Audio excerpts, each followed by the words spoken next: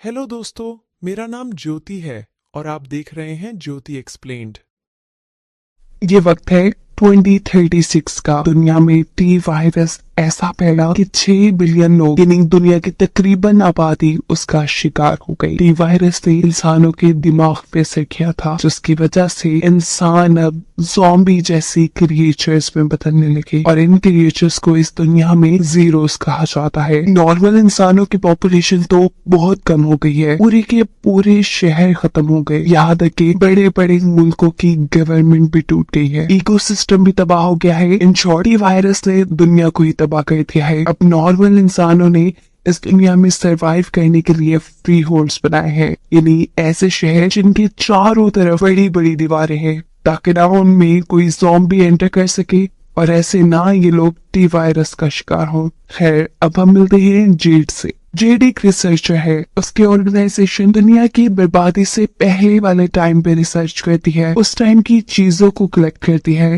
ताकि दुनिया को पहले जैसा बनाने में इन चीजों से मदद मिल सके। इस टाइम उसे प्रोजेक्ट मिला था जीरोस के यानी उन क्रिएचर्स के बिहेवियर को रीड करने का। इस एक्सपेरिमेंट के लिए वो फ्री होल्ड से यानी इंसानों के सेफ जोन से बाहर निकलकर जीरोस की दुनिया में आती है। वहाँ एक कैमरा सेट करती है, अपने ऊपर बहुत सारा परफ्यूम छिड़क लेती है ताकि जीरोस उसे स्मेल ना कर पाए, और फिर एक रैबिट के ऊपर एक ब्लड का ड्रॉप फेंक कर वो जीरोस के पास छोड़ देती है। रैबिट के जीरोस के पास आते ही जीरोस भूखे कुत्तों की तरह उसके पीछे बढ़ जाते, जिससे जेड ये पता चलाती है कि अब तक जीरोस ने मेंटली तौर पे कोई प्रोग्रेस नहीं की। वो रिकॉर्डर बंद करती है और जब वो यहाँ से जाने ही वाली थी तभी अचानक उसका बाजू एक ग्रिल से टकरा जाता है। उसके हाथ पे एक छोटा सा स्क्रैच आया था और ब्लड की स्मेल सारे जीरोस को अलर्ट कर देती है। सभी उसके पीछे पड़ चुके थे। जेड अपनी जान बचाने के लिए तेजी से भागती है, जितनी तेजी से वो भाग सकती थी,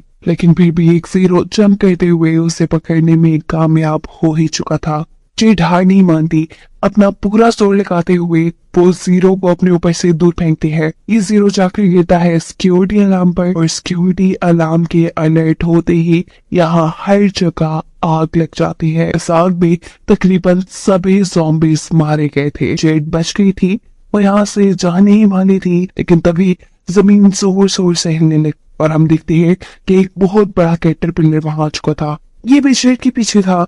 जेड इससे बचने के लिए कंटेनर के नीचे जाने की कोशिश करती, लेकिन ये कैटरपिलर उसे टांगों से पकड़ लेता है। इससे पहले कि अब ये जेड को मार देता, पीछे से 3 आदमी उसे शूट करके मार चुके थे। जेड बेहोश हो चुकी थी। ये लोग आकर जेड को चेक करते हैं कि वो जिंदा है या नहीं। उसके हाथ पे बने टैटू से ये लोग जान पाते हैं कि जेड टी वायरस की सर्वाइवल है। ये टी वायरस से इन्फेक्टेड होने के बावजूद भी वो एक नॉर्मल इंसान है। यही से सीन कट होकर हमें 14 साल पहले यानी 2022 का सीन दिखाया जाता है। टी वायरस के फैलने से ठीक 4 माह पहले का वक्त। हम जेड के साथ उसकी ट्विन सिस्टर बिली को देखते हैं, जो आज काफी दिन बाद अपने डैड से मिलकर बहुत खुश थी, क्योंकि वो बहुत ही कम अपनी फैमिली के पास आते थे। वो एक एम्ब्रेला नामी ऑर्गेनाइजेशन के एग्जीक्यूटिव थे, इसीलिए बहुत बिजी रहते थे। ये ऑर्गेनाइजेशन क्या काम करती थी, एल्बर्ट का खुद क्या काम था, कभी इन्होंने अपनी बेटियों को नहीं बताया था। वो हर 2 हफ्तों बाद अपनी बेटियों का ब्लड सैंपल लिया करते थे। इससे वो क्या करते थे, कभी जेड और बिली ने उनसे ये भी नहीं पूछा था, लेकिन हम देखते हैं कि एल्बर्ट ने उस ब्लड सैंपल का टेस्ट करने के बाद उसे अपनी गर्दन में इंजेक्ट कर लिया था। एल्बर्ट की दोनों ही बेटियां हाई स्कूल के स्टूडेंट थी, लेकिन एक दूसरे से बिल्कुल डिफरेंट। जेड के बहुत से दोस्त हैं, लेकिन बिली बहुत अकेली रहती है, बिल्कुल चुपचाप। इसी टाइम ब्रेक में बिली के पास एक लड़की आती है। बिली को लगा वो उससे दोस्ती करना चाहती होगी, लेकिन वो तो उल्टा बिली का मजाक उड़ाने लगी। बिली उसका एटीट्यूड देखते हुए उसे इग्नोर कर देती है। इग्नोर होने पर इस लड़की को इतना गुस्सा आता है कि वो बिली को ही मारने लग गई थी। आसपास बहुत से स्टूडेंट्स भी इकट्ठे हो जाते हैं। लड़ाई की वीडियो भी बनती है, जो देखते ही वायरल हो चुकी थी, जिसकी वजह से बिली का रहा सहा कॉन्फिडेंस भी बिल्कुल खत्म हो गया। दूसरी तरफ एल्बर्ट, जो अभी अपनी कंपनी में था, यहाँ पे उसका कलीग आकर उसे एक बुरी खबर देता है कि उनके किए जाने वाले एक्सपेरिमेंट इस मर्तबा भी फेल हो रहे हैं, जिसकी वजह से 6 टेस्ट सब्जेक्ट जो कि इंसान थे वो भी मारे गए, जिनको अल्बर्ट खुद भी एक फुटेज में देख रहा था। अल्बर्ट का कलीग उससे कहता है कि अम्ब्रेला इस मर्तबा भी इस खबर को छुपा रही है, यानी इसका मतलब था कि इससे पहले भी यहाँ इलीगल एक्सपेरिमेंट होते रहे होंगे। और दूसरी तरफ स्कूल में हम देखते हैं कि जब बिली की पिटाई करने वाली लड़की बाथरूम में थी तभी कोई रकून मास्क पहने हुए उसके सामने आ जाता है। इससे पहले कि लड़की कुछ करती, रकून मास्क पहना हुआ इंसान जोर से उसके सर पे चोट देकर वहाँ से जा चुका था। सबका शक बिली पर जा रहा था क्योंकि कुछ दिन पहले बिली के साथ ही तो उसकी लड़ाई हुई थी, लेकिन बिली को इस सब का पता भी नहीं था। प्रिंसिपल जब बिली का लॉकर चेक करती है तो रकून मास्क बिली के लॉकर से निकलने पर प्रिंसिपल उस पर वायलेंस का केस कर देती है। यहीं पर दूसरी लड़की के डैड भी आ चुके थे जो काफी गुस्से में थे। वो चाहते थे कि बिली को स्कूल से ही निकाल दिया जाए, पर ठीक उसी टाइम यहाँ पर एंट्री करते हैं एल्बर्ट। वो इस लड़की के डैड से कहते हैं, जानते हो मैं कौन हूँ? अम्ब्रेला का एग्जीक्यूटिव और तुम एक छोटे से एम्प्लॉय। मैं चाहूँ तो तुम्हें कंपनी से निकाल कर ब्लैक लिस्ट भी कर सकता हूँ, फिर तुम्हें कोई भी कंपनी नौकरी नहीं देगी। एल्बर्ट की ये सारी बातें इस आदमी को डरा चुकी थी। वो यहाँ बिली को सजा देना तो दूर, अपनी ही बेटी से कहता है कि तुमने जितनी भी बिली से बदतमीजी की है उसके लिए माफी मांगो। आज एल्बर्ट ने सच में आइडियल डैड होने का सबूत दिया था। बिली बहुत खुश थी, साथ ही एल्बर्ट भी। खुशी में एल्बर्ट उसे लंच के लिए भी अपने ऑफिस में इनवाइट कर लेता है। वो एक्साइटेड होकर अम्ब्रेला आती है। आज से पहले उसने ये ऑफिस, ये ऑर्गेनाइजेशन कभी नहीं देखी थी। हर रूम में एक अलग ही एक्सपेरिमेंट चल रहा था। भी जाकर वेटिंग रूम में बैठ जाती है जहाँ उसके सामने से एक कार्ड गुजरती है। इस कार्ड के अंदर बहुत से जख्मी रैबिट्स थे, जिन्हें देखकर बिली समझ चुकी थी कि अम्ब्रेला ऑर्गेनाइजेशन जरूर एनिमल्स पर एक्सपेरिमेंट करती है। उसे ये चीज अजीब लगी क्योंकि अम्ब्रेला ऑर्गेनाइजेशन के बारे में मशहूर था कि वो कोई इलीगल काम नहीं करते। घर जाकर वो सब कुछ जेड से डिस्कस करती है और कहती है कि मुझे अम्ब्रेला की सारी सच्चाई पता चलानी है। जेड एक अच्छी बहन थी, इसीलिए वो उसकी हेल्प करने को मान भी गई थी। ये लोग एल्बर्ट के रूम से उसके की चुराते हैं और निकल जाते हैं अम्ब्रेला की तरफ। एल्बर्ट की वॉइस मेल ने अम्ब्रेला का एंट्रेंस खोल दिया था, जिसके बाद ये लोग एल्बर्ट के ही आइडेंटिटी कार्ड की मदद से एलिवेटर में और उसके बाद लैब में एंटर जाते हैं। बिली यहाँ लैब में रखे हुए जानवरों की वीडियोस बनाने शुरू कर देती है, जबकि दूसरी तरफ हम जेड को देखते हैं। वो जानती थी कि उसके डैड हर चीज पे एक ही पासवर्ड लगाते हैं और वही पासवर्ड लगाकर वो यहाँ उसके कंप्यूटर पर भी एक्सेस कर लेती है। कंप्यूटर में इन्हें वो क्लिप भी मिल गया था जहाँ पर 6 टेस्ट सब्जेक्ट जो कि इंसान थे वो उनके एक्सपेरिमेंट की वजह से मारे जा चुके थे। यहाँ बिली जो कि चीजों की छेड़छाड़ कर रही थी, अचानक उससे एक सीक्रेट डोर का बटन दब जाता है। डोर के खुलने पर वहाँ पे एक म्यूटेटेड डॉग था। उसकी हालत बहुत खराब थी, वो पागलों की तरह भौंक रहा था। इससे पहले कि वो इनके ऊपर हमला करता, ये दोनों वहाँ से भागती हैं और उसे एलिवेटर के अंदर बंद कर देती हैं। यहाँ पर इमरजेंसी अलार्म भी एक्टिवेट हो गए थे। ये डॉग इतना ताकतवर था कि उसने एलिवेटर का डोर तक डैमेज कर दिया। जेड और बिली जल्द से जल्द यहाँ से बाहर निकलना चाहते थे। वो बाहर का डोर ओपन करने के लिए यहाँ कुछ बटन्स दबाते हैं तो गलती से उनसे एक होलोग्राम चल जाता है। शोर की वजह से डॉग को उनकी लोकेशन पता चल जाती है।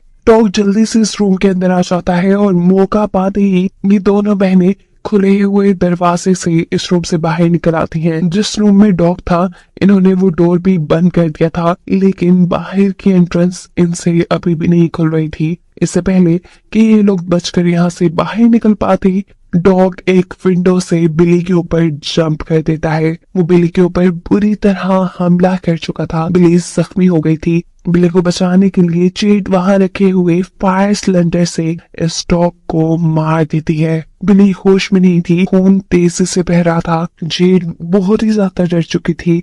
अचानक उसकी आंख खुलती है और हमें पता चलता है कि ये उसे ख्वाब आ रहा था। असल में प्रेजेंट में जेड को ये ख्वाब आ रहा था। वो आज भी अपना पास्ट याद करके डर जाया करती थी। इस टाइम वो उन लोगों की कस्टडी में थी जिन्होंने उसे कैटरपिलर मॉन्स्टर से बचाया था। जेड इनसे कहती है मुझे फौरन यहाँ से बाहर जाना है, लेकिन ये लोग उसे बताते हैं कि जिस जगह पर ये लोग हैं आसपास का एरिया जीरोस ने घेरा हुआ है। कार के जरिए यहाँ से ट्रैवल करना बहुत ही खतरनाक साबित हो सकता है, इसलिए इन्होंने हेलीकॉप्टर का अरेंज किया था जेड को यहाँ से निकालने के लिए। अब ये आदमी और जेड दिन ब दिन दुनिया की बदलती हुई सूरत हाल के बारे में बात ही कर रहे थे कि तभी उसका साथी उसे बताता है कि अम्ब्रेला के हेलीकॉप्टर्स यहाँ आ चुके हैं, जो सुनकर जेड डर जाती है। असल में अम्ब्रेला आज तक टी वायरस के नेचुरल सर्वाइवल्स को ढूंढ रहा था, जिसके अंदर जेड का पहला नाम था, इसीलिए जेड के ऊपर बड़ा इनाम भी था। ये लोग भी जेड को यहाँ इसीलिए लेकर आए थे ताकि जेड को अम्ब्रेला ऑर्गेनाइजेशन को बेच के इन्हें बहुत से पैसे मिल सके। जेड खुद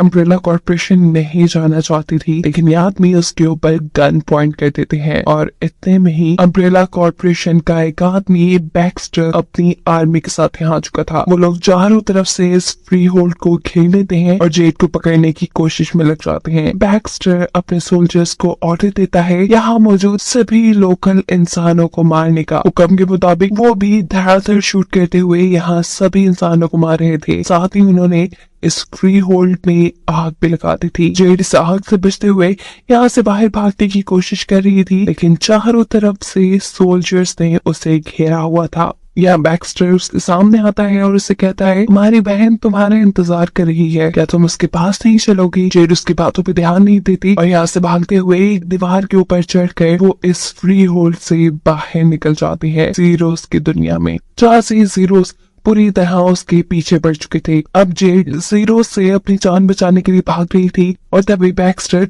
अपने सोल्जर्स को सभी जीरोस को मारने का ऑर्डर देता है ताकि वो लोग जेड को जिंदा पकड़ सके।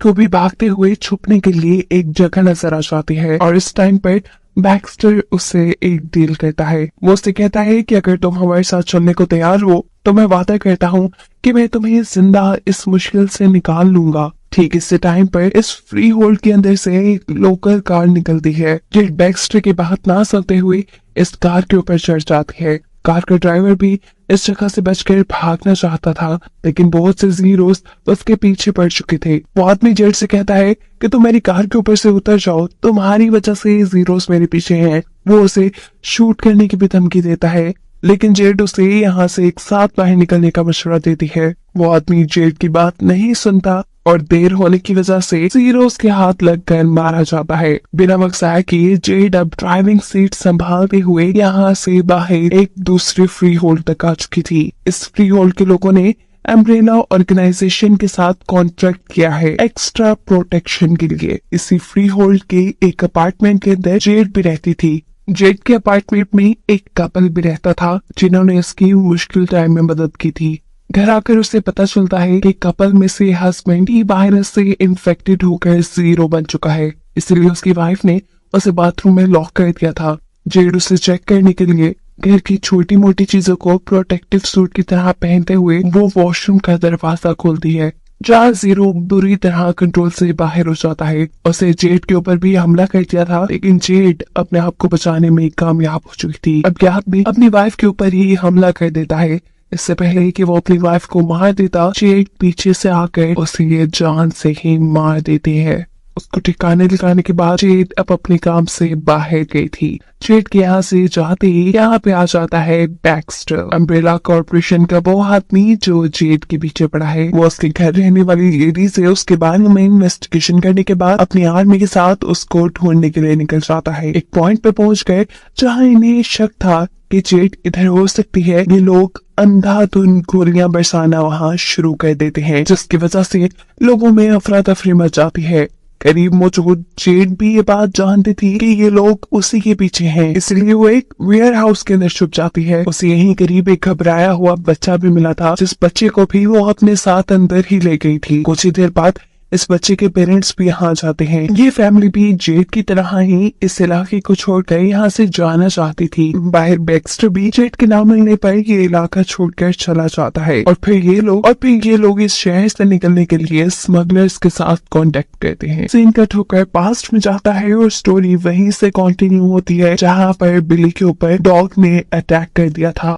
जी बहुत ही मुश्किलों से उसे उठाकर एक दूसरे रूम में पहुंचाने में कामयाब होती है और इतनी ही देर में यहाँ पर उनके डैड भी आ जाते हैं। वो यहाँ बिली का जख्म देखते हैं। जख्म को रैप करते हुए वो जल्दी से इन दोनों को साइड डोर से भागने का कहते हैं, क्योंकि सिक्योरिटी बस यहाँ पहुंचने ही वाली थी। जिसके बाद वो एक डिवाइस अपने सिस्टम में लगाकर सारा सिस्टम क्रैक कर देते हैं, ताकि कोई भी ये ना जान पाए कि उनकी अपनी बेटियां यहाँ आई थी। जिसके बाद वो डॉग का सारा ब्लड अपने ऊपर लगा चुके थे। इसी टाइम यहाँ पर सिक्योरिटी भी पहुंच जाती है। इनके साथ एवलिन भी थी, अम्ब्रेला ऑर्गेनाइजेशन की सीईओ। एवलिन जब एल्बर्ट से यहाँ होने वाले इंसिडेंट के बारे में पूछते हैं तो वो कहता है शायद यहाँ पर कोई साइबर अटैक हुआ, जिसकी वजह से सारे कंप्यूटर्स पे काम करना बंद कर गए हैं और हमारे लैब के डिजिटल लॉक्स भी खुले हैं, जहाँ से डॉग ने बाहर आकर मुझ पर हमला भी किया है। सिक्योरिटी जब यहाँ पर सब कुछ चेक करती है तो उन्हें भी एल्बर्ट की बात सच लग रही थी, लेकिन एवलिन ये मानने को तैयार नहीं थी। इसके बाद एल्बर्ट घर आ जाता है और बिली की बैंडेज करता है।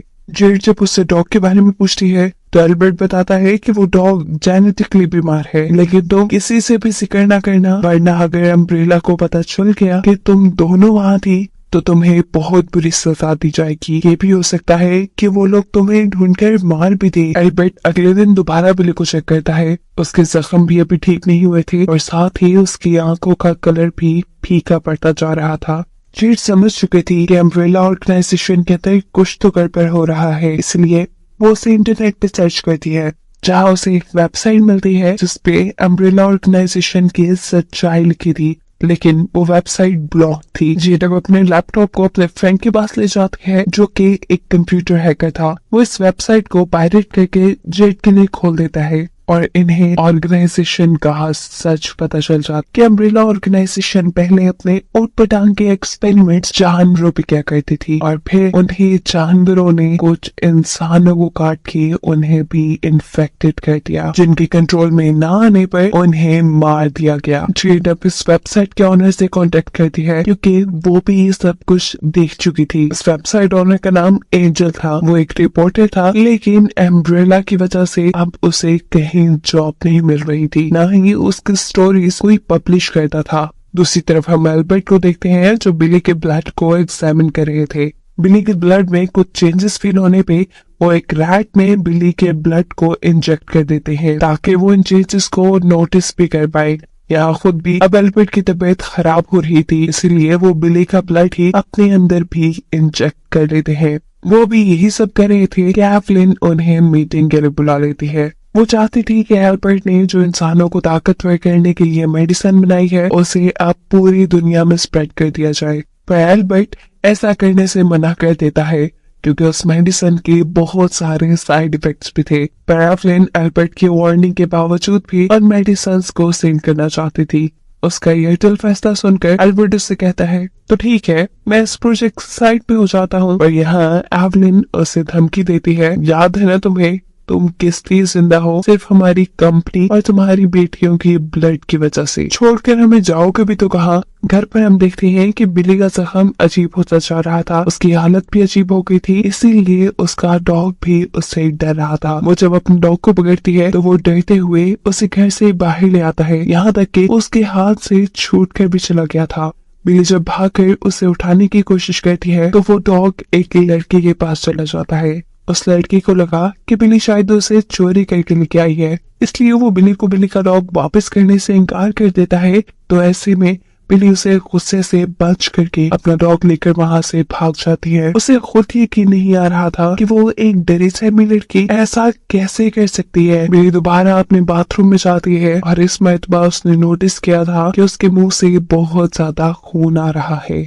दूसरी तरफ एल्बर्ट की लैब के अंदर हम उस रैट को देखते हैं जिसके अंदर एल्बर्ट ने बिली का ब्लड इंजेक्ट किया था। राइट इस टाइम इतना एग्रेसिव था कि उसने टक्कर मार मार कर अपने जार का गिलास तक तोड़ दिया था। गिलास तोड़कर वो अपने जार में रुकता भी नहीं। एल्बर्ट मुश्किलों से उसे पकड़कर उसका ब्लड सैंपल लेता है और उसे माइक्रोस्कोप में चेक करता है। इस रैट की जीन्स में तेजी से चेंजेस आ रही थी और इन्हीं चेंजेस को नोटिस करते हुए एल्बर्ट कंक्लूड करता है कि उसकी बेटी भी 52 आवर्स के बाद ऐसे ही अग्रेसिव हो जाएगी। लेकिन बिली की हालत तो अभी से बिगड़ती जा रही थी, उसे अजीब तरह से चक्कर आ रहे थे। फिलहाल वो घर से बाहर जाने का डिसाइड करती है और एल्बर्ट बाहर जाने से पहले उसके जख्मों को चेक करता है, जो हैरानकुन तौर पे बिल्कुल ठीक हो चुके थे। स्कूल आने पर उसकी तबीयत और भी ज्यादा बिगड़ जाती है, क्योंकि अब उसे हल्की से हल्की आवाज भी बहुत तेज सुनाई दे रही थी। इन्हीं आवाजों की वजह से उसे बार बार हेलुसिनेशंस भी हो रहे थे। यहाँ अम्ब्रेला ऑर्गेनाइजेशन के अंदर उनके बोर्ड ऑफ डायरेक्टर्स की मीटिंग चल रही थी। एवलिन उन्हें एल्बर्ट की बनाई हुई मेडिसिन दिखाती है, जो बड़े से बड़ा जादू कर सकती थी, लोगों को पावरफुल बना सकती थी, यहाँ तक कि बहुत सी बीमारियों को भी हील कर सकती थी। सभी ऐसी जादुई मेडिसिन के बारे में सुनकर खुश थे, लेकिन एल्बर्ट उन्हें बताता है कि इस मेडिसिन के साइड इफेक्ट भी है। इस मेडिसिन के अंदर टी वायरस है, जो कोई भी इस मेडिसिन से ओवरडोज होगा वो टी वायरस का शिकार हो जाएगा और टी वायरस उसे एक ज़ॉम्बी में बदल देगा। एवलिन अपनी बात को सच करने के लिए एल्बर्ट की बात काट कर कहती है, ऐसा सिर्फ तब होगा जब कोई इंसान 20,000 से ज्यादा टैबलेट्स ले, और ये कभी मुमकिन नहीं। यहाँ स्कूल में बिली को बार बार हेलुसिनेशंस हो रहे थे। कभी उसे कैंटीन में डॉग नजर आता था, तो कभी मिरर में उसे अपना आप ही खून से लथपथ नजर आ रहा था। वो इन सबसे थक कर यहाँ से बाहर जाती है, जहाँ उसे अपनी सिस्टर के साथ उसका फ्रेंड नजर आता है। ये दोनों आपस में कोई बहस कर रहे थे, इसलिए बिली जेड के फ्रेंड की पिटाई कर देती है। उसे खुद नहीं समझ आ रहा था कि उसने ये क्यों किया, इसलिए वो भाग कर घर आ गई। जेड भी उसके पीछे पीछे घर आ चुकी थी। वो देखती है कि बिली के हाथ में एक टूटा हुआ गिलास था, उसका हाथ बुरी तरह जख्मी था। इस टाइम बिली जेड से कुछ नहीं छुपाती, उसे बता देती है कि उसकी हालत बहुत ही ज्यादा खराब हो रही है। वो अब दूर दूर की बारीक आवाजों को भी सुन पा रही थी, उसको देखने में इश्यूज हो रहे थे, उसे अजीबोगरीब हेलुसिनेशंस आ रहे थे, यहाँ तक कि अब उसे किसी भी चीज का दर्द भी नहीं महसूस हो रहा था, जैसे ये गिलास उसे लगा था। जेड यहाँ इमोशनल हो जाती है और उसे गले लगाकर कहती है, परेशान नहीं हो बिली, हो सकता है कि ये मेडिसिन के साइड इफेक्ट हो। जबकि दूसरी तरफ प्रेजेंट पे यानी 2036 में जेड उस फैमिली के साथ शहर से निकलने के लिए स्मगलर्स की कार में बैठ गई थी। ये लोग अभी थोड़ा ही सफर तय करते हैं कि रास्ते में एक नया क्रॉसिंग पॉइंट आ जाता है, जिसको पार करने के लिए जेड अपनी सारी ज्वेलरी के साथ एक कार भी इन स्मगलर को दे देती है। ये लोग टनल को पार करके अब आगे आ चुके थे, जहाँ पहले ही जेड को लेने के लिए बैक्स्टर मौजूद था, लेकिन वो तो कोई भी इंफॉर्मेशन देने को तैयार ही नहीं थे। पर बैक्स्टर को तो जेड की कार यहाँ नजर आ गई थी। उसका शक यकीन में बदल गया था कि जेड जरूर इसी ग्रुप के साथ है। यहाँ स्मगलर्स अपने काफिले को लेकर आगे बढ़ जाते हैं, पर एक जगह इन्हें रुकना पड़ जाता है, क्योंकि अब उनके सामने आ चुके थे बहुत बड़े बड़े मॉन्स्टर्स। इन मॉन्स्टर्स को दिखाई नहीं देता था, ये मॉन्स्टर शोर सुनकर लोगों पर हमला करते थे, इसीलिए स्मगलर्स सभी लोगों को खामोश रहकर इंतजार करने को कहते हैं। लेकिन इन सब की बदकिस्मती कि यहाँ अचानक बैक्स्टर आ चुका था। उसकी गाड़ियों के शोर से ये मॉन्स्टर उनकी तरफ अट्रैक्ट हो गए थे। सभी इतने बड़े बड़े मॉन्स्टर पहले बैक्स्टर के ऊपर ही हमला कर देते हैं, जिसके सोल्जर हीट गन से इन मॉन्स्टर्स का मुकाबला करते हैं। अब तक इन मॉन्स्टर्स ने स्मगलर्स की गाड़ियों पर भी हमला कर दिया था। ऐसे में सभी लोगों को अपनी जान बचाने के लिए यहाँ से निकलकर भागना पड़ा था। स्मगलर और जेड दोनों ही अपनी गन से मॉन्स्टर्स को फायर करके मारने में लगे थे, लेकिन मॉन्स्टर्स के साथ इस जंग में उनके भी तकरीबन साथी मारे गए। जो बचे थे वो जेड, एक स्मगलर और वो फैमिली जिसके साथ जेड ने ये सफर शुरू किया था। ये लोग मॉन्स्टर से बचते हुए एक वेयर हाउस के अंदर चले जाते हैं। अपनी तरफ से तो ये यहाँ जान बचाने ही आए थे, लेकिन जान इनकी खतरे में पड़ चुकी थी, क्योंकि यहाँ पे भी एक बहुत बड़ा स्पाइडर मॉन्स्टर था। ये स्पाइडर सबसे पहले स्मगलर को पकड़कर मार देता है, और अब इससे पहले कि ये फैमिली को मारता, अपनी फैमिली को बचाने के लिए वो लड़का जाकर स्पाइडर मॉन्स्टर से लड़ता है। ये लड़का भी जानता था कि वो इस स्पाइडर को हरा तो नहीं पाएगा, लेकिन उसने ये खतरा इसलिए मोल लिया था कि उसकी फैमिली को यहाँ से भागने का टाइम मिल जाए। यहाँ वो स्पाइडर को मारता है और स्पाइडर के दिए हुए जख्म उसे मार देते हैं। जेड के साथ अब यहाँ पे उसका बेटा और उसकी वाइफ भी बचे थे। जेड और उस आदमी की वाइफ नोटिस करते हैं कि उनका बेटा भी टी वायरस से इन्फेक्टेड हो चुका है। अगर उसे आगे बढ़ना था तो इस बच्चे को यहीं छोड़ के आगे बढ़ना था, लेकिन वो तो एक माँ थी, वो अपने बच्चे को नहीं छोड़ सकती थी। वो उसी के साथ यहाँ मरने का फैसला करती है और जेड को अकेले ही यहाँ से आगे बढ़ना पड़ता है। मुश्किलों से जेड यहाँ टनल से बाहर निकलती है तो सरप्राइजिंगली बैक्स्टर यहाँ पर भी उसे लेने के लिए मौजूद था। इससे पहले कि ये लोग जेड को पकड़कर मार देते, पीछे से स्मगलर्स निकलकर इनके ऊपर शूट करते हैं, लेकिन फिर भी जेड बैक्स्टर के सोल्जर्स के हाथ लग जाती है जो उसे मारकर बेहोश कर चुके थे। तो उसके बाद सीन कट होकर हम एंजल से मिलते हैं। एंजल वही राइटर है जिसे अम्ब्रेला कॉर्पोरेशन की सारी सच्चाई पता है, क्योंकि एक टाइम पर उसकी वाइफ भी वहां पर काम करती थी।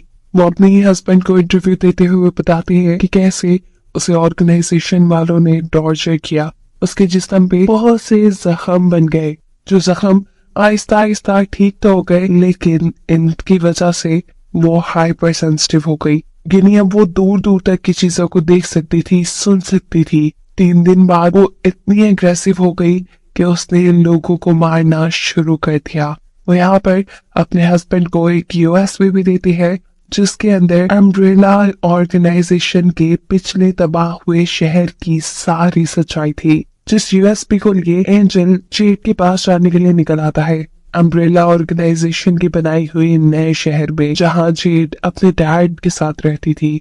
एंजल के सिटी में एंटर करते ही एवलिन को उसके यहाँ आने की खबर मिल जाती है। क्या एंजल पार्टी खत्म होने पर जेड और बिली से मिलता है और उन्हें बताता है कि तुम लोग एक बहुत बड़े खतरे में पड़ने वाले हो। वो यहाँ इन्हें सारी सच्चाई बता देता है कि अम्ब्रेला ऑर्गेनाइजेशन का पहला बनाया हुआ शहर भी किसी गैस लीकेज की वजह से तबाह नहीं हुआ था, बल्कि उसे तो न्यूक्लियर एक्सप्लोजन से तबाह किया गया था। और ये सारा का सारा प्लान था गवर्नमेंट का, क्योंकि उस शहर के अंदर टी वायरस बहुत तेजी से फैल रहा था, जिसके ऊपर गवर्नमेंट काबू पाना चाहती थी। यहाँ एंजल सबसे शॉकिंग हकीकत उन्हें ये भी बताता है कि 2009 में वहाँ एल्बर्ट मर चुका था और तुम लोग तो वहाँ थे भी नहीं।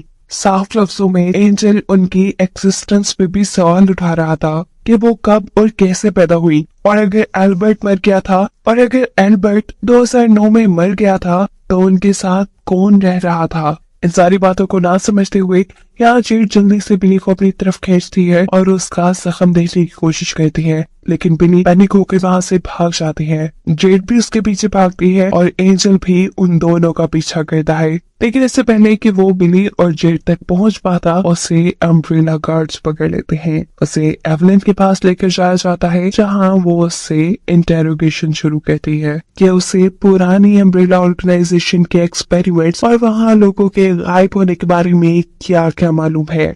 दूसरी तरफ हम रोड पे भागती हुई बिली और जेड को देखते हैं, जहाँ पर बिली अचानक भागते भागते रुक गई थी, क्योंकि अब उसकी बॉडी बहुत तेजी से कांप रही थी। उसे लग रहा था कि वो जरूर एक मॉन्स्टर में बदल जाएगी, लेकिन यहाँ जेड उसे बताती है कि जब डॉग ने उसे काटा था तब से अब तक 52 आवर्स गुजर चुके हैं।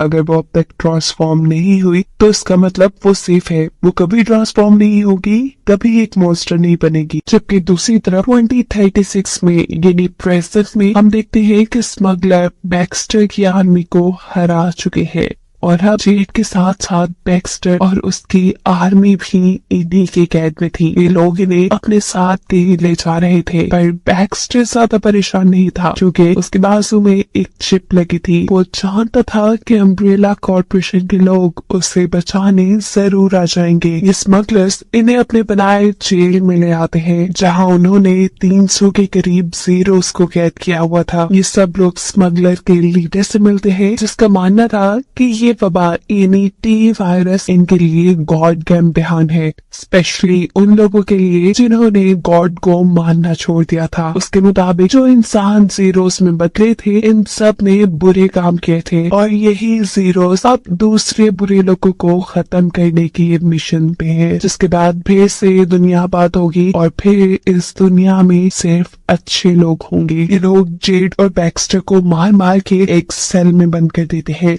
ये सेल जीरोस के सेल के करीब था, जहाँ से जेड इजीली जीरोस को नोटिस कर सकती थी। वो यहाँ ये देखकर हैरान थी कि सभी जीरोस एक बहुत ही ऑर्गेनाइज्ड वे में काम कर रहे थे। ये सभी जीरोस एक ऑर्गेनाइज्ड वे में चल रहे थे, जिसकी वजह से यहाँ का पावर हाउस चल रहा था। जेड अभी ये नोटिस ही कर रही थी कि अचानक उनके सेल का दरवाजा खुलता है। ये स्मगलर्स बैक्स्टर के सोल्जर्स में से एक सोल्जर को बाहर निकालते हैं और बेदर्दी से उसके चेन सॉ से कई टुकड़े कर वो जीरोस के आगे डाल चुके थे। उसे जीरोस का खाना बना दिया गया था। जेट नोटिस करती है कि इन लोगों ने सभी जीरोस को खाना देने से पहले एक मदर जीरो को खाना दिया था, जो खाना खाने के बाद दोबारा इन लोगों को ऑर्गेनाइज्ड वे में काम करने पे लगा देती है। मतलब वो इन सब को कंट्रोल कर रही थी। साफ मतलब था कि ये जीरोस इवॉल्व हो रहे थे, यानी अपने अंदर पॉजिटिव चेंजेस लेके आ रहे थे। जेट जिसे पहले ही ये उम्मीद थी कि जीरोस वापस इंसान बन सकते हैं, अब उसकी उम्मीद भी पक्की होने लगी थी। जेट तो ये सब कुछ नोटिस करने में बिजी थी, लेकिन बैक्स्टर यहाँ बहुत ही ज्यादा डरा हुआ था। वो जेट से डील करता है कि अगर तुम मेरी यहाँ से निकलने में मदद करो तो मैं अम्ब्रेला ऑर्गेनाइजेशन जाकर तुम्हारे मरने की रिपोर्ट दे दूंगा, फिर कोई तुम्हारा पीछा नहीं करेगा और तुम आजाद होगी। जेट तैयार हो जाती है। ये दोनों जोर लगाते हैं, जेल के रॉक्स को तोड़कर उसका डोर खोलने में कामयाब हो जाते हैं। बाहर निकलते ही इन्होंने 2 गार्ड्स को मार दिया था जो इनका पहरा दे रहे थे, जिसके बाद वो इन्हीं गार्ड से इनका रेडियो और साथ साथ जेल की कीज भी ले लेते हैं, जिसकी मदद से बैक्स्टर अपने सोल्जर्स को छुड़वा लेता है। इन्होंने इन स्मगलर्स से अपने वेपन्स भी वापस ले लिए थे। ऐसे में ये फुल लड़ने की पोजीशन में थे और इनको पावर में आता देखकर यहाँ खड़ा हुआ वो स्मगलर जिसके हाथ में चेन सा था, वो इन्हें रोकने की कोशिश करता है, लेकिन सोल्जर्स उसे शूट करके मार देते हैं। जेड इस आदमी का चेनसॉ उठा ले, जबकि बैक्स्टर के सोल्जर इन गार्ड से गन फाइट करने लगे थे। दोनों ही टीम्स आपस में धड़ाधड़ गोलियां बरसा रही थी। इसी दौरान बैक्स्टर एग्जिट का दरवाजा खोलने के लिए बहुत से लीवर दबा देता है, जिसकी वजह से एक्सीडेंटली वो दरवाजा भी खुल चुका था जिस सेल में जीरोस कैद थे। और अब बैक्स्टर के ग्रुप को इन स्मगलर्स के गार्ड्स के साथ साथ जीरोस से भी लड़ना था। लड़ते हुए ये लोग इस बिल्डिंग से बाहर निकलने का रास्ता भी ढूंढ रहे थे। बैक्स्टर भी अपने दोनों हाथों में गन्स लिए यहाँ दुश्मनों का अच्छा मुकाबला करता है और धड़ाधड़ गोलियां चलाते हुए बहुत से जीरोस के साथ साथ गार्ड्स को भी मार देता है। लेकिन तभी उसने नोटिस किया कि जेट तो वहाँ से गायब हो चुकी थी। असल में उसे एक टनल मिल गई थी जिसके जरिए यहाँ के सारे स्मगलर्स भाग रहे थे। अचानक ही उसे यहाँ पे किसी के जोरदार चीखने की आवाज आती है। ये मदर जीरो की आवाज थी जिसने सभी जीरोस को कंट्रोल किया हुआ था। ये आवाज उसके कदम रोक देती है। जेट भागते हुए वापस जाती है और मदर जीरो का सेल खोलते हुए चेनसॉ से उसके ऊपर अटैक कर देती है। इस टाइम जेट के हाथ में मदर जीरो का सर था, जिसकी स्मेल सूंघते हुए सारे जीरोस उसके पीछे पड़ चुके थे। जेट जल्दी से यहाँ से भागकर एक रूम में छुप जाती है। जीरो जोर जोर से बाहर से दरवाजा खटखटा रहे थे। वो डिसाइड करती है वो चुप करके नहीं बैठेगी बल्कि लड़ेगी। वो खड़ी होती है और अपना चेनसॉ स्टार्ट करती है, जो बदकिस्मती से अब नहीं चल रहा था। उसे यहाँ पास स्मगलर की डेड बॉडी के अंदर से एक बॉम्ब मिलता है। बिना वक्त जाया किए वो ये बॉम्ब उठाकर जीरोस की तरफ फेंक देती है, लेकिन ये भी काम नहीं कर रहा था। जीरोस भी अब दरवाजा तोड़ने में कामयाब हो चुके थे। इससे पहले कि वो दरवाजा तोड़ के अंदर आते, ये दरवाजा कहता है उसी ग्रेनेड के ऊपर जो जेड ने इनकी तरफ फेंका था। उसके ऊपर जोर पड़ते ही वो एक्स्ट्रा प्रेशर से ब्लास्ट होता है, जिससे बहुत से जीरोस यही मारे गए थे।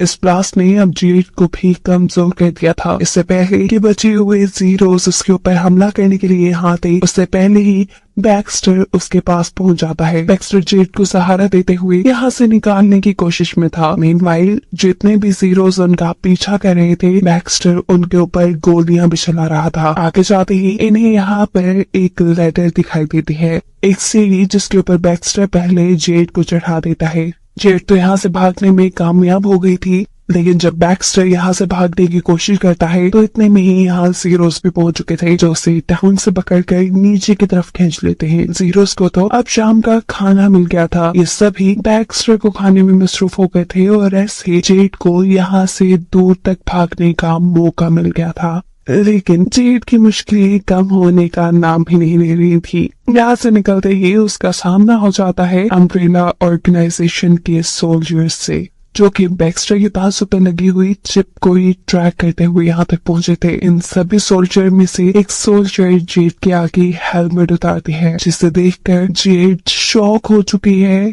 क्योंकि ये कोई और नहीं बल्कि उसकी बहन बिली है। सीन कट होकर दोबारा पास्ट में जाता है। 14 साल पहले 2022 के अंदर, जहां एल्बर्ट अपनी बेटियों को ढूंढ रहा था क्योंकि वो उसे बगैर बताए एक पार्टी में चली गई थी। इससे पहले कि वो अपनी बेटियों से मिल पाता, अम्ब्रेला ऑर्गेनाइजेशन का ही एक आदमी उसे पकड़ कर एवलिन के सामने ले आता है। यह एवलिन फोन पे अपने बेटे को डांट रही थी। हमें पता चलता है कि उसका बेटा जेड का फ्रेंड है, जिसने काफी मर्तबा जेड की हेल्प की थी अम्ब्रेला की वेबसाइट्स को हैक करने में। एवलिन यहाँ एल्बर्ट को देखकर अपने बेटे का फोन काट देती है और उसे लेकर जाती है एंजल के पास। वो रिपोर्टर जिसने अम्ब्रेला ऑर्गेनाइजेशन की तकरीबन सारी सच्चाई बिली और जेड को बताती है। एवलिन उससे इन्वेस्टिगेशन कर रही थी कि वो अम्ब्रेला के बारे में क्या क्या जानता था और उसका यहाँ आने का मकसद क्या है, लेकिन वो कुछ नहीं बताता। इसलिए एवलिन एल्बर्ट को काम देती है उसे टॉर्चर करके उसके मुंह से सच निकलवाने का। एल्बर्ट पहले तो ऐसा करने के लिए तैयार नहीं था, लेकिन जैसे ही ये आदमी उसे बताता है कि मैं तुम्हारी बेटियों से मिला हूँ, तो ये सुन एल्बर्ट को भी गुस्सा आ गया था। वो उसे मारना शुरू कर देता है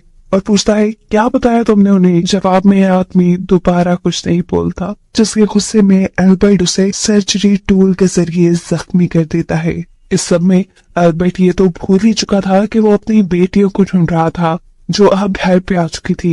एजेंट की बातों ने उन पर असर किया था, इसलिए वो लोग अपना सर्टिफिकेट ढूंढ रही थी। लेकिन बर्थ सर्टिफिकेट मिलने के बजाय इन्हें इस घर में से बहुत ही अजीबोगरीब चीजें मिलती हैं, जैसे एक गन के कुछ पार्ट्स, एक डॉग विसल और एक छुपा हुआ लैपटॉप। जेड इसे अपने डैड के पासवर्ड से खोलने की कोशिश करती है, लेकिन ये अनलॉक नहीं हुआ। इसलिए जेड अपने फ्रेंड को कॉल करती है, जिसकी हेल्प करता है इस लैपटॉप का पासवर्ड क्रैक करने में। इस लैपटॉप में कोई खास डॉक्यूमेंट नहीं था, लेकिन जेड के दोस्त को इस लैपटॉप में एक डेड ड्रॉप ईमेल मिलती है, जिसका पासवर्ड हर 24 घंटे में चेंज हो जाता है। ये लड़का इस मेल को क्रैक करता है और इस मेल के अंदर मैसेज था बिली के लिए। मैसेज में लिखा था कि अम्ब्रेला कॉर्पोरेशन बिली के पीछे पड़ी हुई है।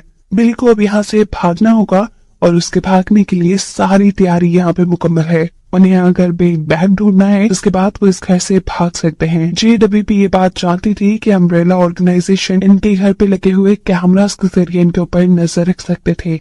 इसलिए जेड का फ्रेंड उनके घर के सारे कैमरास को हैक कर लेता है और पुरानी फुटेजेस वहाँ पे प्ले करना शुरू कर देता है, ताकि जेड और बिली आराम से अपना काम कर सके। जेड यहाँ पे एल्बर्ट की एक फेवरेट पिक्चर उठाती है, जिसके पीछे उसे एक क्लू मिला था। इस प्ले के मुताबिक उन्हें पियानो बजाना था। पियानो बजाते हुए पियानो की एक की स्टक हो जाती है और उसके अंदर से इन्हें एक दूसरा क्लू मिलता है, जिसमें लिखा था पियानो को साइड पे करने का। इस पियानो के नीचे एक छुपा हुआ तहखाना था, जिसे खोलने पर इन्हें वहाँ पैसों से भरा हुआ बैग और साथ में 2 पासपोर्ट मिलते हैं, जिनके ऊपर बिली और जेड की फोटोज थी, लेकिन नाम चेंज था। जेड का फ्रेंड इन्हें वीडियो कॉल पे बताता है कि जरूर उनके घर में एक ऐसा रूम भी है जिसके अंदर एल्बर्ट अपनी चीजों को छुपा कर रखता होगा। अपने फ्रेंड की बात मानते हुए ये लोग अपने घर को अच्छी तरह चेक करते हैं और इन्हें बेसमेंट के अंदर एक छुपा हुआ रूम भी मिल जाता है। इस रूम को ओपन करने के लिए उन्हें सीक्रेट की जरूरत थी और यहाँ जेड को याद आती है डॉग विसल, जो एक क्लू था।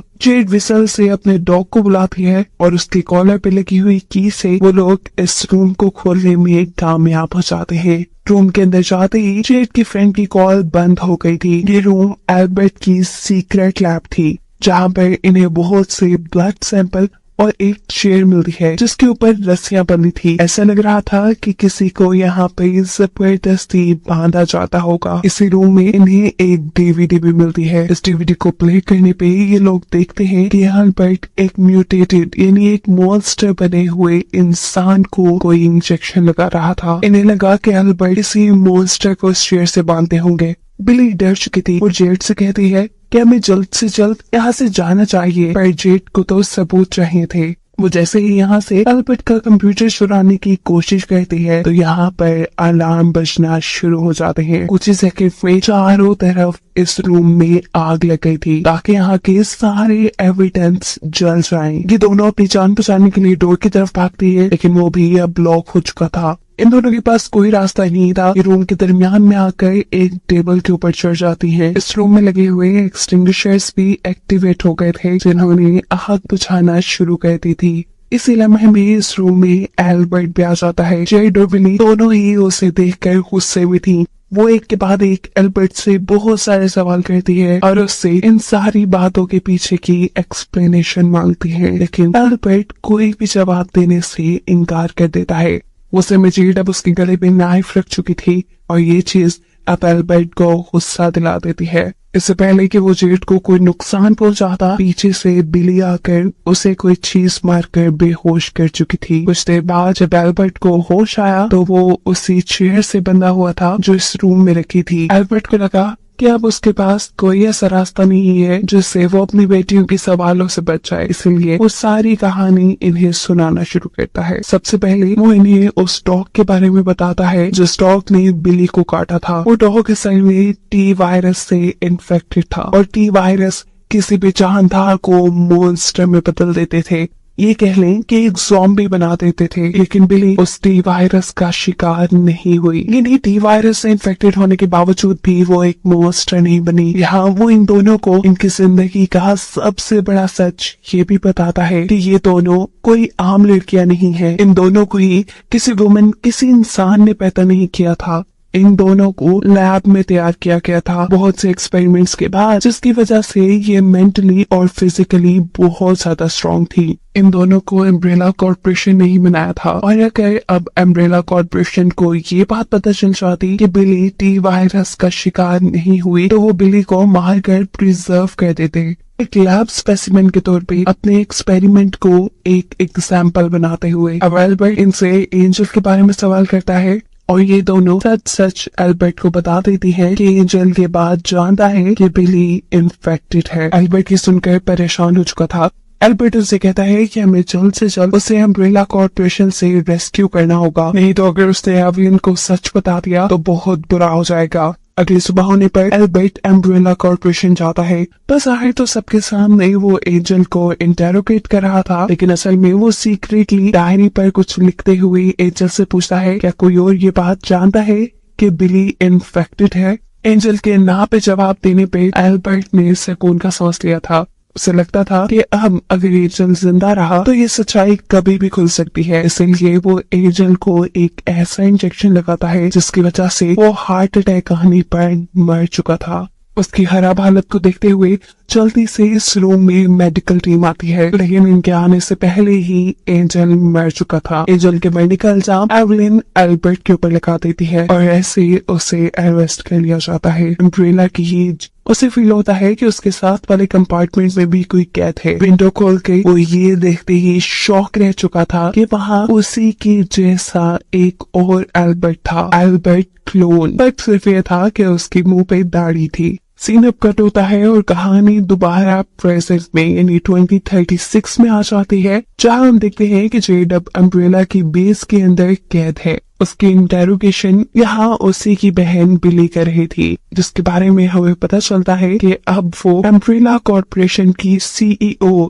यानी एवलिन के लिए काम करती है, जिसका गोल है इस पूरी दुनिया पर हुकूमत करने का। वो यहाँ जेड से कहती है हाँ मैं जानती हूँ कि मैं गलत हूँ, मैंने अम्ब्रेला को चूज किया, ये मेरा सबसे ही बुरा फैसला था, लेकिन मैं मजबूर थी। अम्ब्रेला को चूज करना मेरी मजबूरी बन गई थी। हकीकत ये है कि तुम यानी टी वायरस से इम्यून हो। तुम टी वायरस की वजह से एक मॉन्स्टर में नहीं बदल सकती, लेकिन मैं बदल सकती हूँ और अपनी इस ओरिजिनल स्टेट को बरकरार रखने के लिए अम्ब्रेला मेरी हेल्प करता है। इसके बाद बिली जेट को खोल देती है, उसके बाजू पे लगी हुई अम्ब्रेला की ट्रैकिंग चिप भी उतार देती है और उसे उसकी रिसर्च यूनिवर्सिटी तक वापस जाने का रास्ता भी बता देती है। जेड सब कुछ जानकर गुस्से में थी। वो खुद को छुड़ाते ही यहाँ बिल को पंच करती है और यहाँ से मदर जीरो का हेड उठाकर भागना शुरू कर देती है। अभी वो यहाँ से थोड़ा ही दूर भागी थी कि यहाँ उसे उसकी रिसर्च यूनिवर्सिटी के कलीग्स मिल गए थे, उसके साथ ही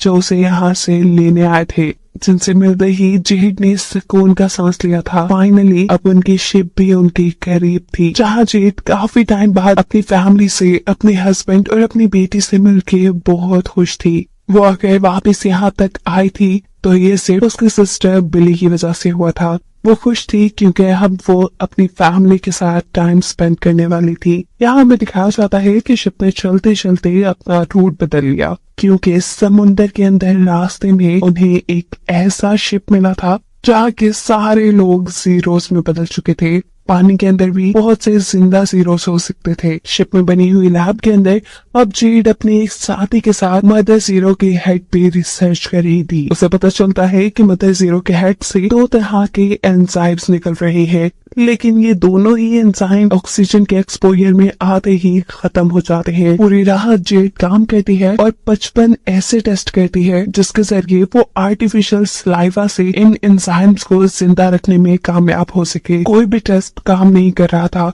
आखिर में जेड जब अपने ही सलाइवा के साथ टेस्ट करती है तो उसका टेस्ट कामयाब होने लगा था। जेड के सलाइवा के साथ वो एंजाइम्स प्रॉपरली वर्क कर रहे थे। अब जेड इन्हीं एंजाइम्स के अंदर टी वायरस डालती है और यहाँ उसे ये बात मालूम हो जाती है कि मदर हेड से निकलने वाला एक किस्म का एंजाइम तो टी वायरस को अपनी तरफ अट्रैक्ट करता है, जबकि दूसरा एंजाइम टी वायरस को रिपेल करता है, यानी अपने से दूर करता है। इसका मतलब था कि ये लोग इन एंजाइम्स को यूज कर सकते थे जीरोस को कंट्रोल करने के लिए। अब अपने इन एक्सपेरिमेंट्स को टेस्ट करने के लिए जेड को एक जीरो की जरूरत थी, इसीलिए वो एक छोटी सी बोट में बैठकर दोबारा समुद्र के उस रास्ते में जाती है जहां उन्हें जीरोस की बोट मिली थी। वो पानी से एक जीरो की बॉडी निकालती है जो अभी जिंदा थी। ये जीरोस के ऊपर अटैक करने ही वाला था, लेकिन जेड उसे एक इंजेक्शन लगाते हुए बेहोश कर देती है, जिसके बाद वो इस जीरो को अपनी लैब में ले जाकर बांध चुकी थी। जेड अब अपनी बॉडी को मदर जीरो की बॉडी से निकले हुए एंजाइम से कवर करने के बाद आहिस्ता आहिस्ता अपने हाथ को जीरो के करीब लेकर जाती है। उसका ये एक्सपेरिमेंट काम कर रहा था। जीरो ने अब तक कोई हमला नहीं किया था, लेकिन जैसे ही जेड अब उसके थोड़ा करीब जाती है, जीरो कंट्रोल से बाहर हो चुकी थी। वो अपने हाथों की जंजीर भी खोल चुकी थी और बुरी तरह जेड के पीछे थी। जेड अपने आप को बचाने के लिए वहां से भागती है, लेकिन इतने में ही पीछे से उसकी रिसर्चर साथ ही आ गई थी, जिसे यहाँ किसी जीरो के होने के बारे में नहीं पता था। ये जीरो एकदम से उसके ऊपर हमला करके उसे मार देती है। उसे तो कुछ समझने का मौका भी नहीं मिला था। देखते ही देखते यहाँ पर बहुत से गार्ड्स आ चुके थे, जिनमें से एक गार्ड जीरो को शूट करके मार देता है। उसे समझ नहीं आ रहा था कि उसकी गलती की वजह से 1 मिनट में इतना कुछ बिगड़ गया। जो रिसर्चर मरी थी उसका हस्बैंड गुस्से में जेड को शूट करने की कोशिश करता है, लेकिन यहाँ पर जेड के हस्बैंड उस आदमी का बाजू ऊपर करते हुए जेड को बचा लेता है। जेड ने यहाँ पे होने वाली हर चीज का इल्जाम अपने ऊपर ले लिया था और अब जेड के साथ क्या होता ये डिसाइड करने से पहले ही इन्हें बहुत से हेलीकॉप्टर्स की आवाज आती है जो उन्हीं की तरफ बढ़ रहे थे। सीन यहीं से कट होता है और जेड की कहानी डिसकंटिन्यू होते हुए हमें 2005 का सीन दिखाया जाता है। यहाँ लैब के अंदर हम 3 डिफरेंट एल्बर्ट्स को देख रहे हैं जो तीनों एक साथ काम कर रहे थे। ये अम्ब्रेला ऑर्गेनाइजेशन थी। यहीं पर एल्बर्ट के क्लोन्स को बनाया गया था जो थे तो एक ही एल्बर्ट के क्लोन, लेकिन तीनों की पर्सनालिटीज एक दूसरे से बिल्कुल अलग थी। इन सब का लीडर था यहाँ पर ओरिजिनल एल्बर्ट। ये लोग जब काम कर रहे थे तभी ओरिजिनल एल्बर्ट यहाँ आता है और नोटिस करता है कि तीनों में से एक क्लोन उसका पूरा फोकस काम पे नहीं है बल्कि वो तो म्यूजिक सुन रहा है। वो यहाँ आते ही इस क्लोन से ये कहता है अगर काम पे ध्यान ना दिया तो पहले की तरह दूसरी फिंगर भी काट दूंगा। अभी वो यही बात कर ही रहा था कि अचानक यहाँ पे बहुत से सोल्जर्स हमला कर देते हैं, क्योंकि उन्हें खबर मिली थी कि ओरिजिनल एल्बर्ट इलीगली अम्ब्रेला के एसेट्स को यूज करते हुए अपनी मर्जी के एक्सपेरिमेंट कर पा रहा है। यहाँ ओरिजिनल एल्बर्ट जिसके बारे में हम पहले से ही जानते हैं कि वो एक सुपर वुमन है, वो एक ही सेकंड में इन सारे सोल्जर्स को हराने में कामयाब हो जाता है। इन्हें मारने के बाद एल्बर्ट को फील होता है कि पीछे से और भी ज्यादा सोल्जर्स आ रहे थे। वो चाहता था कि अम्ब्रेला उसके क्लोन्स पर कब्जा करना चाहता, लेकिन वो नहीं चाहता था कि अम्ब्रेला उसके क्लोन्स का कोई गलत यूज करे, इसलिए वो उनके मारने का डिसाइड करता है। लेकिन इससे पहले कि वो तीनों को मार पाता, यहाँ पर अम्ब्रेला कॉर्पोरेशन के सोल्जर्स पहुंच जाते हैं। इतने में बस वो अपने एक ही क्लोन को मार पाया था। अब वो अपनी जान बचाकर यहाँ से भाग जाता है और उसके बाकी दोनों क्लोन्स को अरेस्ट कर लेती है एवलिन। आज 17 सालों बाद 2022 में ये दोनों क्लोन्स आपस में मिल रहे थे। यहाँ जब क्लोन 1 जो कि हमेशा से इस जेल में कहता रहा, उसे जब ये बात पता चलती है कि क्लोन 2 यानी एल्बर्ट अपनी नॉर्मल लाइफ गुजार रहा था, तो वो बहुत ही ज्यादा शॉक हो जाता है। अभी ये लोग बातें ही कर रहे थे कि यहाँ पर गार्ड आकर दोबारा एल्बर्ट को यहाँ से ले जाते हैं। इस एल्बर्ट को एवलिन के पास लाकर चेयर से बांध दिया गया था। एवलिन उससे इंटेरोगेट कर रही थी कि बताओ तुम्हारे ही लगाए हुए इंजेक्शन से एंजल मरा ना? उसके इनकार करने पर यहाँ एवलिन उसे एक इंजेक्शन लगा देती है, जिसकी वजह से वो तड़पने लगा था। दूसरी तरफ जेल में हम क्लोन 1 को देखते हैं, जिसके दिल में भी अब आजादी से जिंदगी गुजारने के इमोशंस जागने लगे हैं। वो यहाँ सबसे पहले अपनी शेप करता है, अपने आप को बिल्कुल एल्बर्ट जैसा बना लेता है और फिर गार्ड्स को मारते हुए वो अम्ब्रेला कॉर्पोरेशन से बाहर निकलने में कामयाब भी हो जाता है। अब क्योंकि वो बिल्कुल एल्बर्ट की तरह दिखता था, किसी को भी उस पर शक नहीं हुआ। वो वहीं से एक कार चुरा कर जेड और बिली के पास आ जाता है। बिली और जेड दोनों ही हैरान थी कि आज उनके डैड उन्हें कैसे लेने आ गए। वो नहीं चाहते कि ये एल्बर्ट नहीं है बल्कि क्लोन 1 है। यहाँ क्लोन 1 भी उनके किसी सवाल का जवाब नहीं देता ताकि वो उसकी असलियत ना पहचान जाए, लेकिन उसकी करने वाली एक के बाद एक अजीब हरकतों से बिली और जेड दोनों को ही शक हो चुका था। वो इतनी क्रेजी ड्राइविंग कर रहा था कि ये दोनों ही चकरा गई थी। जिसके बाद क्लोन 1 इन्हें लेकर लोकल रेस्टोरेंट में भी आ जाता है। जेड और बिली दोनों ही उसके स्ट्रेंज बिहेवियर से परेशान हो चुकी थी, जिसके बारे में ये दोनों बात करने के लिए एक साथ वॉशरूम में जाती हैं। जेड ने उसकी कटी हुई फिंगर भी नोटिस की थी। जेड को लग रहा था कि जरूर अम्ब्रेला में एवलिन ने उनके डैड को कोई अजीबोगरीब चीज इंजेक्ट कर दी है, जिसकी वजह से वो ऐसा बिहेव कर रही है। दूसरी तरफ हम एवलिन के घर पे देखते हैं कि वो अपनी वाइफ को कोई अजीबोगरीब मेडिसिन दे रही है और ये चीज उसका बेटा भी नोटिस कर लेता है। वो यहाँ इस मेडिसिन का पता चलाने के लिए ये मेडिसिन भी चुरा चुका था। तभी उसके पीछे से दोबारा एवलिन आती है और उसे कहती है तुम अपने फ्रेंड जेड को मैसेज क्यों नहीं करते? हो सकता है कि वो किसी मुश्किल में हो। ये लड़का एवलिन से इन्वेस्टिगेशन तो नहीं करता, लेकिन जेड को मैसेज करता है। उसका मैसेज मिलते ही जेड उसे अपने मुश्किल में होने के बारे में बताती है और उससे मदद मांगती है। बाहर आकर ये दोनों क्लोन 1 से बात करती है, लेकिन इस टाइम भी क्लोन उनकी बातों का कोई जवाब नहीं देता। तो गुस्से में ये दोनों ही होटल से बाहर निकल आई थी। होटल से बाहर निकलते ही ये देखती है कि अम्ब्रेला कॉर्पोरेशन वाले उनको लेने के लिए यहाँ पे आ चुके हैं। इनसे बचने के लिए ये दोनों बैकडोर की तरफ भागती है, जबकि हम देखते हैं कि क्लोन 1 इन सभी गार्ड्स को अपनी बहुत सी ताकत से हरा चुका था। लेकिन जैसे ही वो आखिरी गार्ड को यहाँ मारने की कोशिश करता है, तो ये गार्ड अपने कराटे स्किल्स का यूज करते हुए उसी के हाथों से हथकड़ी बांधकर उसे कार से लॉक कर देता है। जिसके बाद ये गार्ड जेड और बिली दोनों को ही पकड़कर अम्ब्रेला कॉर्पोरेशन में एवलिन के सामने ले आया था। ये दोनों दिखते हैं कि उनके डैड यानी एल्बर्ट बहुत ही ज्यादा बीमार थे।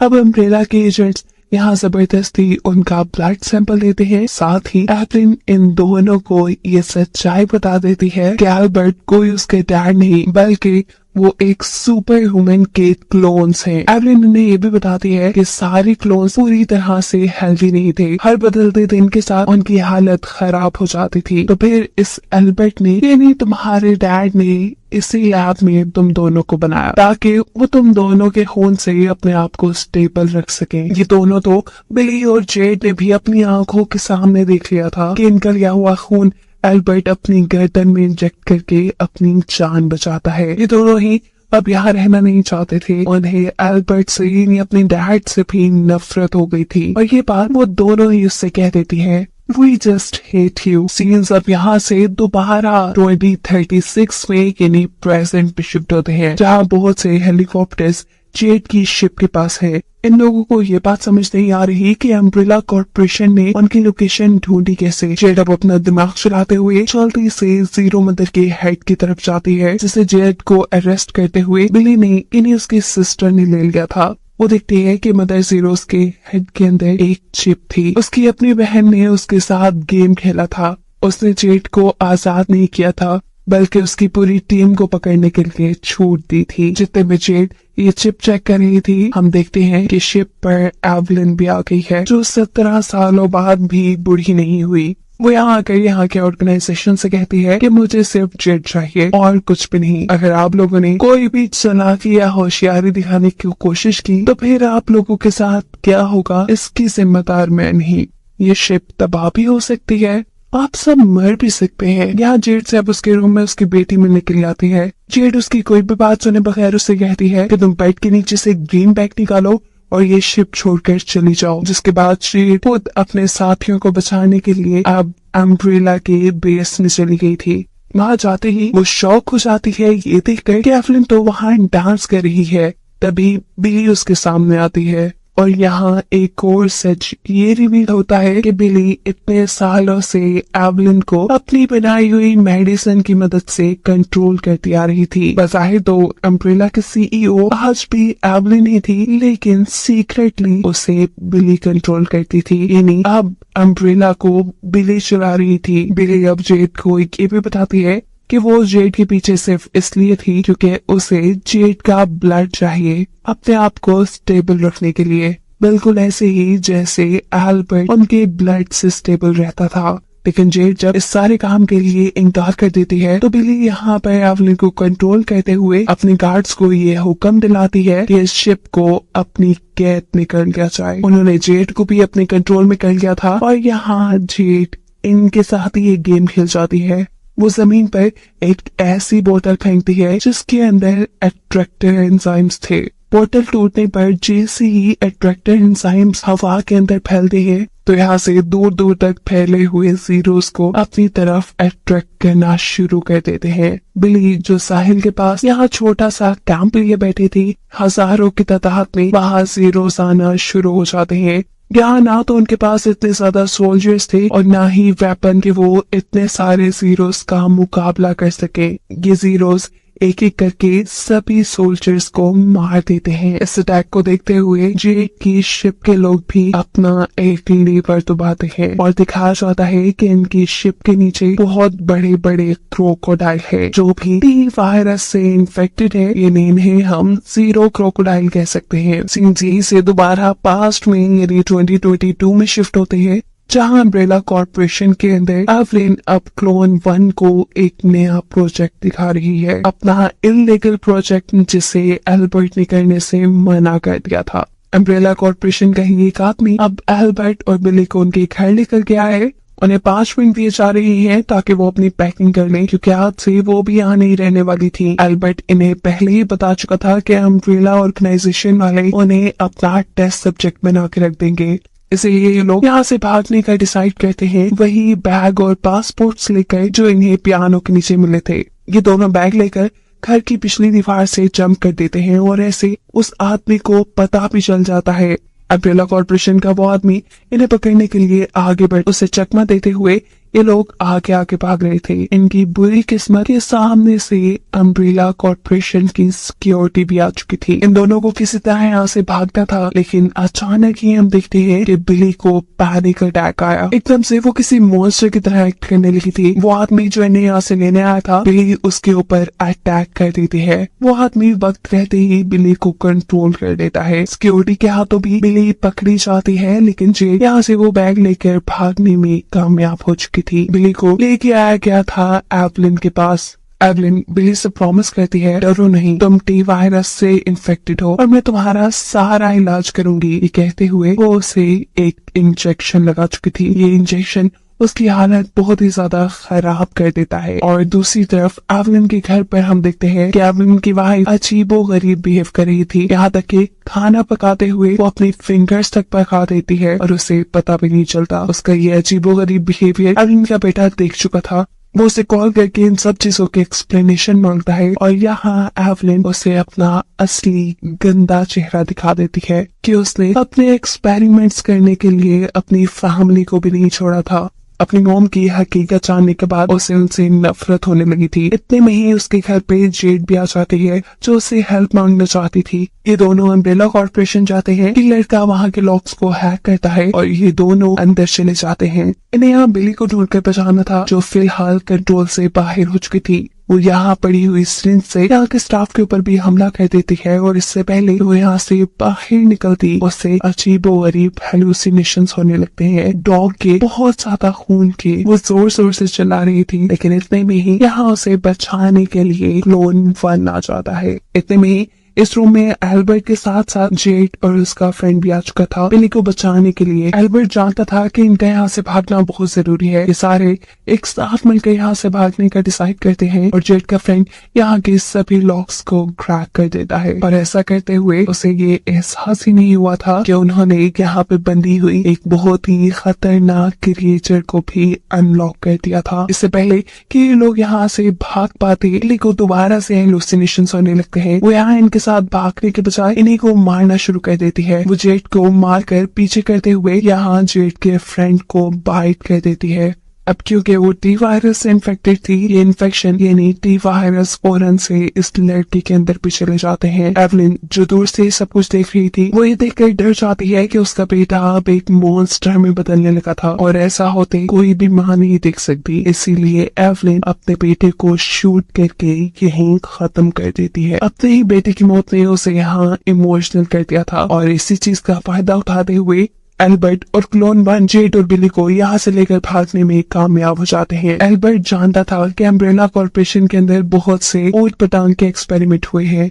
अगर उनके जाने के बाद वो एक्सपेरिमेंट कंटिन्यू रहे तो ये दुनिया तबाह हो सकती थी। इसलिए वो फैसला करता है कि वो इस जगह को तबाह करेगा, जबकि वो क्लोन 1 को ये ड्यूटी देता है कि वो उसकी दोनों बेटियों को यानी जेड और बिली को यहाँ से बाहर ले जाएगा। ये सब मिलकर यहाँ पे बहुत सारा पेट्रोल फेंक देते हैं ताकि एक ही बार में इस जगह को तबाह किया जा सके। ऐसा करते ही क्लोन 1 जेड और बिली को लेकर यहाँ से भाग जाता है और इससे पहले कि एल्बर्ट इस जगह को तबाह कर पाता, एवलिन यहाँ पहुंच जाती है। एल्बर्ट को देखते ही वो धड़ाधड़ एल्बर्ट के ऊपर गोलियां चला देती है, लेकिन इसके बावजूद भी एल्बर्ट यहाँ पर आग लगाने में कामयाब हो जाता है। आग को देखते ही यहाँ पर फायर ब्रिगेड आ चुके थे, जबकि क्लोन 1 बिली और जेड को लेकर यहाँ से भाग चुका था। हम देखते हैं कि इन फायर ब्रिगेडर्स ने एवलिन को भी जिंदा सलामत बाहर निकाल लिया है। सीन दोबारा कट होता है और हमें 2036 का सीन दिखाया जाता है, जहाँ पे अम्ब्रेला कॉर्पोरेशन यानी बिली की छोटी सी बेस को चारों तरफ से जीरोस ने घेर लिया है और ये सब हुआ था जेड की वजह से। उसे में वो जेड को एक थप्पड़ मारती है और अंदर एवलिन के पास जाती है, जहाँ एवलिन बेजान अजीब सी पड़ी थी। वो बिली से कहती है, मैंने कहा था ना कि तुम मेरे बगैर कुछ भी नहीं। एवलिन की बातें उसे और भी गुस्सा दिला गई थी, इसलिए अब वो एक ड्रोन कंट्रोलर उठाती है और ड्रोन्स को यहाँ सब शूट करके खत्म करने का ऑर्डर दे देती है। ड्रोन्स धड़ाधड़ फायर कर रहे थे, जिससे सभी ज़ीरोस मरते जा रहे थे। इन सारी चीजों का फायदा उठाते हुए जेड समुद्र की तरफ भागना शुरू कर देती है, क्योंकि उसने अपनी बॉडी के अंदर रिपेलेंट एंजाइम्स लगाए हुए थे, इसलिए कोई भी जीरो उसके ऊपर ध्यान नहीं दे रहा था। फाइनली वो अपनी बोट तक पहुंच जाती है, जहाँ पर उसका हस्बैंड उसे बोट के अंदर लाने में भी कामयाब हो चुका था। जेड को वापस बोट में आता देखकर उनके लीडर ये फैसला करते हैं कि अब वो अपने म्यूटेंट क्रोकोडाइल्स को बिली के ऊपर छोड़ देंगे। अब शिप के छोड़े हुए क्रोकोडाइल्स यहाँ आकर सभी चीजों को तबाह करने लगे थे, लेकिन तभी शिप के अंदर जेड ये नोटिस करती है कि उसकी बेटी शिप में थी ही नहीं, क्योंकि जैसा उसने अपनी बेटी से कहा था कि वो ग्रीन बैग लेकर अपनी शिप से भाग जाए, वो यहाँ से भाग गई थी। इससे पहले कि वो उन्हीं के क्रोकोडाइल का शिकार बन जाती, वो और उसके हस्बैंड एक छोटी सी बोट पर अपनी बेटी को ढूंढने के लिए निकल जाते हैं, जबकि हम देखते हैं उन क्रोकोडाइल्स ने ड्रोन्स को भी खाकर तबाह कर दिया था। यहाँ बिली अपने आप को बचाने के लिए अपने सोल्जर के पास पड़ा हुआ एक ग्रेनेड उठाकर उस क्रोकोडाइल के मुंह के अंदर फेंक देती है, जिसकी वजह से वो क्रोकोडाइल बुरी तरह लड़खड़ा जाता है। उसके ऐसा करते ही वो हेलीकॉप्टर जो बिली को यहाँ बचाने आ रहा था वो भी तबाह हो चुका था। तड़पते हुए यही क्रोकोडाइल जैसे ही पानी के अंदर जाता है तो जेड और उसके हस्बैंड की छोटी सी बोट भी उलट जाती है। उन्हें जब होश आया तो ये दोनों ही साहिल पर थे। जेड के हस्बैंड की टांग बुरी तरह जख्मी हो चुकी थी, वो अब चल नहीं सकता था, इसलिए वो जेड को कहता है कि जाकर अपनी बेटी को ढूंढो। यहाँ बिली को लेने के लिए भी अम्ब्रेला ऑर्गेनाइजेशन का एक नया हेलीकॉप्टर आ गया था। उनके पीछे अभी भी एक क्रोकोडाइल था, लेकिन इससे पहले कि क्रोकोडाइल इस हेलीकॉप्टर को कोई नुकसान पहुंचाता, बिली को लेकर ये हेलीकॉप्टर उड़ने में कामयाब हो जाता है। अब यही क्रोकोडाइल आगे की तरफ बढ़ रहा था और आगे थी जेड की बेटी। ये क्रोकोडाइल उसे स्मेल करते ही रिलैक्स हो जाता है, ऐसे जैसे वो उसे जानता हो। पर तभी अचानक ऊपर से आने वाला एक ग्रेनेड इस क्रोकोडाइल को मार गया था। जेड की बेटी डरकर जैसे ही वहाँ से भागती है तो सामने उसे जेड भी मिल चुकी थी। इससे पहले कि जेड उसे लेकर वापस अपनी शिप में आती, यहाँ पर दोबारा एंट्री करती है बिली। वो यहाँ जेड से कहती है, अपने सेल्फिशनेस में कितने ज्यादा लोगों को मार दिया तुमने, तुम्हें पता है? उसकी बातें सच में जेड को एहसास दिला रही थी कि उसने बहुत कुछ गलत कह दिया। बिली यहाँ पर अपने गार्ड से उसकी बेटी को पकड़ लेती है। जेड उसे रोकती रह जाती है, लेकिन बिली उसे लेकर यहाँ से चली गई थी। वो जेड की बेटी के साथ क्या करने वाली थी और आखिर 2022 में टी वायरस ने इस दुनिया का इतना बुरा हाल कैसे किया था, इन सभी मिस्ट्रीज के साथ ये सी ऐसे ही कहानियां देखने के लिए मेरा चैनल सब्सक्राइब करें ताकि जब भी कोई वीडियो अपलोड हो तो सबसे पहले आप देख सके। धन्यवाद।